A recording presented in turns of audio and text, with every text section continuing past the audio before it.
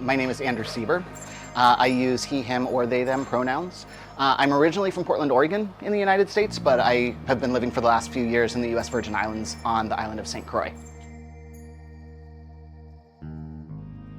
I am a sociologist, so I do make a distinction between sex and sex category and gender. And so in terms of sex, I would identify myself as sort of intentionally intersexed, because, sort of noting that I had the choice to do this with my body to make it sort of non-binary in a way that a lot of people who are born intersex don't have those options themselves. In terms of gender, I would describe myself as non-binary, but I use largely very queer forms of gender. So my version of femininity is really much more like gay male femininity than than cis women's femininity, and my version of masculinity is much more like, butch lesbian sort of masculinity.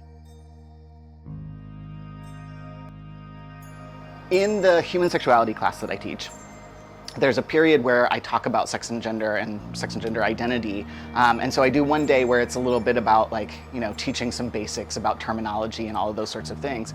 And then I do a second day that I sort of, to myself, call my Ask a Trans Person talk, where up until that point, they have no idea about my identity. But so then that day I give them here's the 2-minute version of my transition history. And then I give them the opportunity to ask whatever questions that they want. I, of course, lay some important groundwork of this is a specific space you're being allowed to ask these questions. It would be wildly inappropriate to ask some random trans person on the street.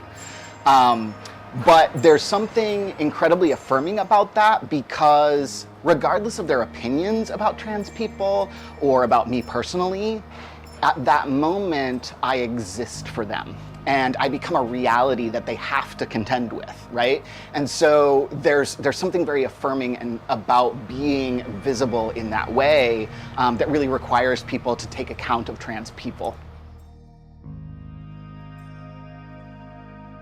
So in St. Croix, the LGBTQ plus community is very small because it's a very small island. But it's been, I've had really great interactions with folks there, meeting a lot of people that were born and raised locally. Some have moved there from the States, over however many years. But so I was part of I've been part of a couple of different organizations over time. But, St. Croix just had its 3rd Pride Parade ever last year. So they did 2, and then the pandemic hit, so everything went haywire, and then they just had a new one last year. And it was really great because, I started transition and everything when I was living in San Francisco. And so there was a whole lot of queer community, right? And a lot of people to depend on, and a sense of belonging that I think I got to a point where I'd been there so long that I was able to take it for granted.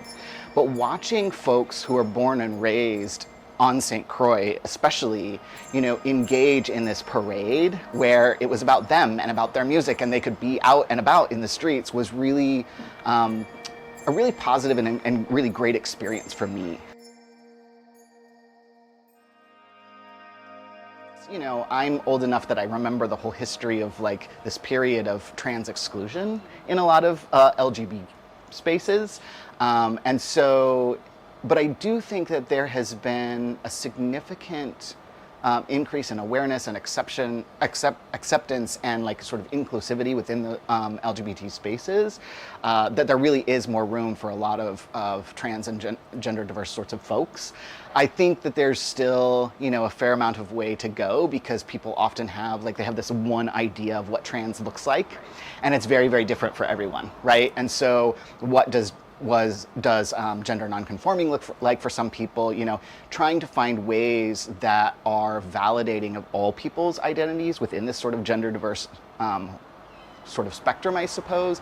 I think there's still some work to be done in terms of that, where people can just show up as themselves and, not have a bunch of assumptions made about who they are or why they're in that space, right? And rather, perhaps people asking questions, so that people can define for themselves why this space feels like the right space for them. So I think there's a lot of movement in that direction, but I think there's still probably some room to go for people to be able to sort of create really a broad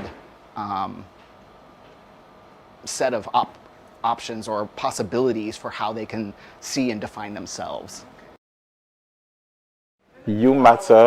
I matter. we matter.